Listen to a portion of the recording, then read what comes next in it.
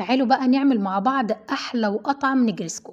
زي ما انتوا شايفين جبت الصينية بتاعتي، ابتديت أحط طبقة من المكرونة الاسباجيتي، وطبعا انتوا عارفين بتتسلق ازاي. بعد كده أحط طبقة حلوة من البشاميل. طبعا احنا عملنا مع بعض البشاميل كتير. عشان تعملي بشاميل مظبوط، على كل كوباية لبن معلقة كبيرة من الدقيق ومعلقة كبيرة من الزبدة، هيطلع معاكي بشاميل مظبوط جدا. قوامه زي ما انتوا شايفين كده، ولا هو تقيل قوي ولا هو خفيف قوي. بعد ما حطينا طبقة حلوة جدا من البشاميل فوق المكرونة، هننزل بقى بحشوة الفراخ اللي تجنن. وطبعا برضو عملتها معاكم قبل كده. هنجيب صدور الفراخ نقطعها صغير ونشوحها في معلقتين زبدة، ونبتدي ننزل بالبصل بتاعنا. بعد كده ننزل بالطماطم، الفلفل الألوان أخضر وأحمر وأصفر أو الموجودة عندك، بجد حلوة جدا جدا. وممكن تضيفوا عليها زيتون.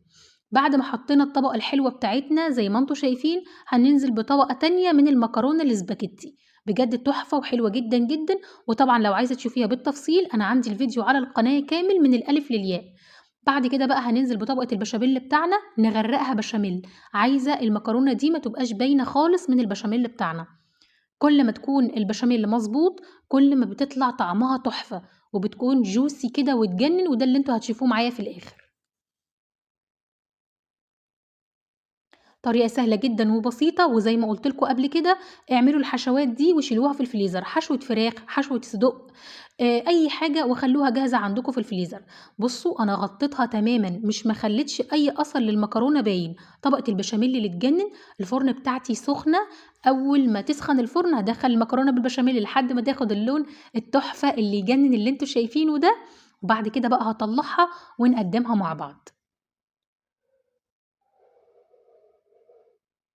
يا خبر أبيض على الجمال! تحفة تجنن. بُصّوا أنا طلّعتها هنا وكنت هاقطّع مربع، فقُلت لأ لازم تشوفوه معايا. طبعًا هي لسه دافية، لو أنتِ عايزة الخرطة بخرطتها سيبيها لحد ما تهدى وتبرد.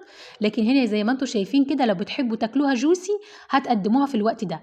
حلوة جدًا، جدًا، بُخار طالع منها، الحشوة الفراخ تجنن، طبقة البشاميل حلوة جدًا.